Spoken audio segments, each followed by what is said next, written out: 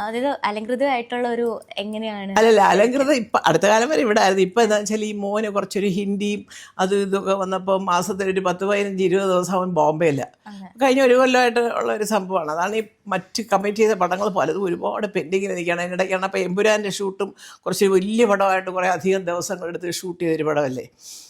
അപ്പോൾ അങ്ങനെ വന്നപ്പോഴത്തേക്ക് എന്തായാലും ബോംബെയിൽ ഒരു ഫ്ലാറ്റ് എടുക്കണം. കാരണം എന്ന് പറഞ്ഞപ്പോഴാണ് ഇങ്ങനൊരു സ്കൂൾ, എന്തോ ഒരു അംബാനിയുടെ ഒരു വലിയ ഇൻ്റർനാഷണൽ സ്കൂൾ, നല്ല, അത് എനിക്ക് തോന്നുന്നു നല്ല സ്കൂളാണ്. കാരണം എനിക്ക് എല്ലാവർക്കും അറിയാം, എല്ലാവരുടെ മക്കളോടെ പഠിക്കും. അതിൻ്റെ അല്ല, അവരുടെ ഒരു എന്താ പറയുക, ഒരു കരിക്കുലം ഇതുണ്ടല്ലോ, ആ രീതികളൊക്കെ. ആദ്യത്തെ ചെറിയ ക്ലാസ്സിലൊന്നും പരീക്ഷയില്ലാതൊക്കെയാണ് മോൻ്റെ വർത്തമാനത്തിൽ നിന്ന് എനിക്ക് മനസ്സിലായത്.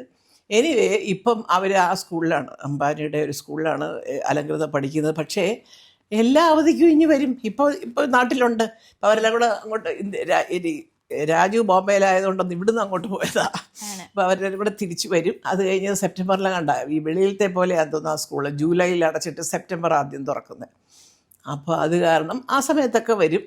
പിന്നെ ഓണം, എൻ്റെ പിറന്നാളിന് സ്കൂളുള്ള ദിവസമാണെങ്കിൽ ചിലപ്പോൾ കുഞ്ഞിനെ കൊണ്ടുവരുമെന്ന് എനിക്കറിയത്തില്ല. പക്ഷെ അല്ലെങ്കിൽ ഇന്ത്യൻ രാജു എവിടെ നിന്നെങ്കിലും എത്തും, എവിടെ പോയാലും എത്തും.